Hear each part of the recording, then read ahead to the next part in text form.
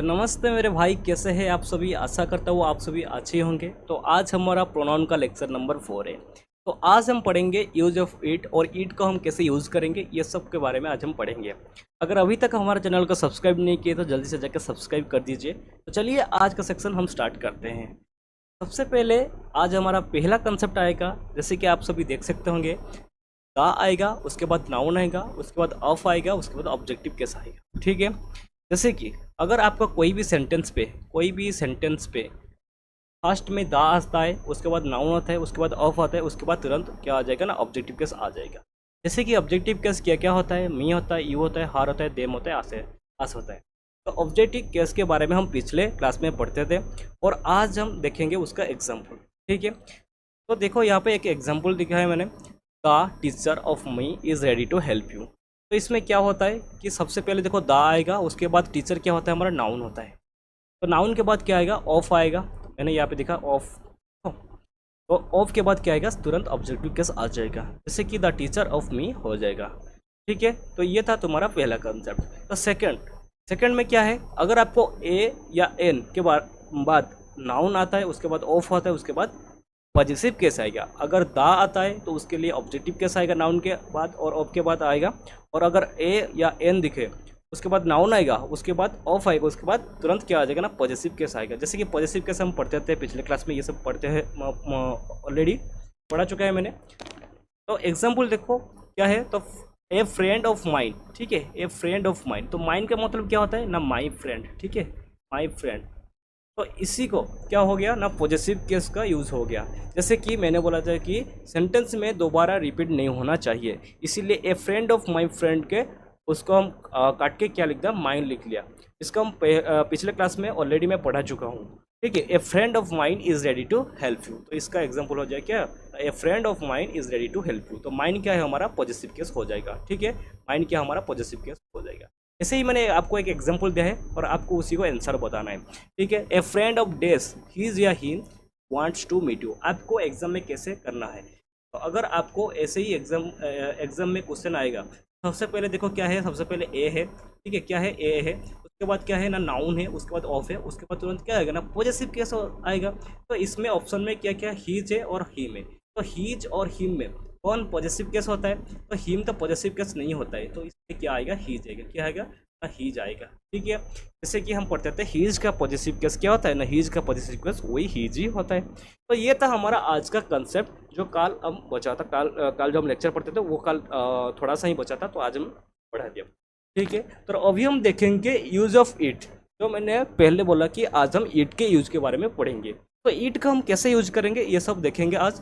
तो अभी तक हमारा चैनल को सब्सक्राइब नहीं किया तो जल्दी से जाकर सब्सक्राइब कर दीजिए। ठीक है, तो सबसे पहले देखो ईट किस किस के लिए आता है। तो सबसे पहले आएगा ईट अननोन जेंडर के लिए। अगर आपको किसी का जेंडर पता नहीं है तो आप इसी के लिए ईट आएगा। जैसे कि आप देख सकते हो बेबी या चाइल्ड, तो बेबी और चाइल्ड का आपको तो जेंडर नहीं पता है, तो आप इसके लिए क्या यूज़ करेंगे, ईट यूज़ करेंगे। ठीक है, और उसके बाद ईट किसके लिए आएगा, थिंग्स के लिए आएगा, और एनिमल्स के लिए आएगा, और नॉन लिविंग थिंग्स के लिए आएगा, और कलेक्टिव नाउन के लिए आएगा। कलेक्टिव नाउन मतलब जानते हो, जैसे कि एक ग्रुप ऑफ थिंग्स, इसको हम क्या बोलते हैं, कलेक्टिव ऑफ नाउन। और ईट किसके लिए आएगा, टाइम के लिए आएगा और डे के लिए आएगा। तो ये होता है यूज ऑफ ईट, मतलब ईट को हम ये सब के लिए हम यूज़ करेंगे। तो उसके बाद हम फिर देखेंगे तो ईट क्या है। तो ईट मतलब कैसे दिखता है। तो ईट सब्जेक्टिव केस होता है, एक ऑब्जेक्टिव केस होता है। ठीक है, तो ईट का सब्जेक्टिव जो होता है वो ऑब्जेक्टिव केस भी ईट वही होता है। ठीक है, इसमें सब्जेक्ट ऑब्जेक्ट में कोई चेंज नहीं है।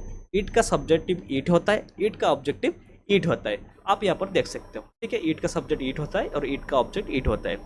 अगर आपको नाउन से पहले ईट्स को बैठाना है तो आपको क्या आएगा ना, ईट के बाद एस आएगा, मतलब ईट्स आएगा। ठीक है, ईट्स प्लस नाउन आएगा। ओके, ईट्स प्लस नाउन आएगा। देखो ईट्स, ये वाला ईट्स और ये वाला ईट्स, एपोस्ट्रोफिस एस ईट्स और ईट्स, इसमें अलग अलग होता है। ठीक है, ये अलग अलग होता है, ये अलग है और ये अलग है। तो ईट्स का मतलब जो एपोस्ट्रोफिस वाला एस, उसमें क्या होता है, क्या मीनिंग होता है, इट इज। तो इसी को शॉर्ट फॉर्म में क्या लिखा था, इट्स। तो इसमें दोनों अलग होता है। तो इट्स अलग है और इट एपोस्ट्रोफी से ये अलग होता है। तो ये था। और ईट का सिंगुलर केस क्या होता है और ईट का प्लूरल केस क्या होता है। ईट का सिंगुलर केस ईट ही होता है और ईट का प्लूरल केस क्या होता है, दे होता है। ठीक है, अगर आप सेंटेंस में ईट का प्लूरल केस बिठाना है तो आपको दे लगाना पड़ेगा। ठीक है, जैसे कि आप अभी एग्जाम्पल देखेंगे, एग्जाम्पल से मैं आपको समझाऊंगा कि ईट को हम कैसे यूज़ करेंगे। तो सबसे पहले एग्जाम्पल क्या आएगा, I saw a child in the room and it was crying. ठीक है, तो मैंने एक चाइल्ड को रूम में या कमरे में दिखा और वो रो रहा था। ठीक है, तो आप किसको दिखा ना, चाइल्ड को दिखा। तो चाइल्ड आपको पता है कि ये बॉयज है कि गर्ल्स है, आपको तो जेंडर पता नहीं है, तो आप इसके लिए क्या बैठाएंगे, आप इसके लिए इट बैठाएंगे। ठीक है, तो इसीलिए मैंने बोला कि अननोन जेंडर के लिए बेबी या चाइल्ड बैठाएंगे। ठीक है, ऐसे ही आई सो ए चाइल्ड, तो चाइल्ड के लिए क्या आएगा ना, इट आएगा। ठीक है, चाइल्ड के लिए क्या आएगा, इट आएगा। तो I saw a child in the room and it was crying, तो इट किसके लिए आएगा ना, चाइल्ड के लिए। इसी को ही हम बोलते हैं प्रोनाउन। प्रोनाउन हम पहले क्या बोलते थे कि प्रोनाउन हम किसको बोलते थे कि जैसे कि एक रिप्लेसमेंट ऑफ नाउन, और नाउन को जो रिप्रेजेंट करेगा उसको हम प्रोनाउन बोलेंगे। तो I saw a child in the room and it was crying. Okay, next बहुत सारे एग्जाम्पल मैंने आपके लिए दिखाए मैंने आपको इधर, और आप सभी देख सकते होंगे ये सब एग्जाम्पल को, और एग्जाम्पल से आप सभी अभी समझ जाएंगे कि ईट को हम कैसे कैसे यूज़ करना है। ठीक है, जैसे कि पहले दूसरा एग्जाम्पल क्या होता है, who is at the door. ठीक है, डोर के पास कौन है, डोर के पास कौन है, आपको पता है डोर के पास कोई है, तो आपको तो पता नहीं, ये तो अननोन जेंडर है, आपको पता ही नहीं है, तो इसीलिए क्या आएगा, who is at the door, तो ईट आ जाएगा उसके लिए। ठीक है, तो child is playing with Yeats आएगा, या ही जाएगा, या हार आएगा, या देर आएगा, टो आएगा, ऐसे ही आपको एग्जाम्पल में आएगा। ठीक है, ऐसे ही आपको एग्जाम्पल में आ जाएगा। जैसे कि द चाइल्ड इज प्लेइंग। ठीक है, कौन खेल रहा है ना, चाइल्ड खेल रहा है। ठीक है, चाइल्ड खेल रहा है किसके साथ, टॉय के साथ, तो टॉय हमारा क्या होता है, नाउन होता है। ठीक है, अगर मैं आपको बताता कि the child is playing with his toy, तो हीज टॉय तो नहीं होगा, क्योंकि तो चाइल्ड तो आया है। ठीक है, चाइल्ड के लिए क्या आएगा ना, ईट आएगा। ठीक है, लेकिन इसमें ईट्स होगा, मैंने पहले बोला था आपको, इधर देख सकते हो कि ईट्स प्लस नाउन आएगा। ठीक है, अगर नाउन से पहले ईट आप लगाते हो तो ईट्स आएगा। ठीक है, एपोस्ट्रोफिस वाला एस नहीं है, ओनली ईट्स का आएगा। ठीक है, यहाँ पर ऐसे ही मैंने क्या बोला कि तो हीज भी नहीं होगा, हार भी नहीं होगा, और देयर भी नहीं होगा, तो क्या हो जाएगा ना, इट्स टॉय। ठीक है, the child is playing with its toy. Next example देखो, the government is doing its duty. इधर मैंने आपको एक मतलब बोलना भूल गया कि इट भी क्या होता है ना, टाइम के लिए आता है और डे के लिए भी आता है। ठीक है, इट टाइम के लिए आता है और डे के लिए आता है।